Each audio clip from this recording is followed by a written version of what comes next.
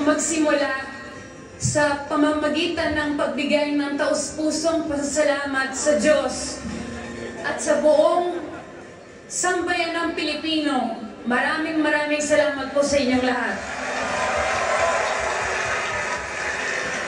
In the years that I have appeared on this very same stage, my biggest realization is that you should never give up on your dreams. We should never waver in our perseverance and never let obstacles hinder our progress. A dream is a picture of a possibility, and we should have a strong heart and a prepared mind to turn that into reality.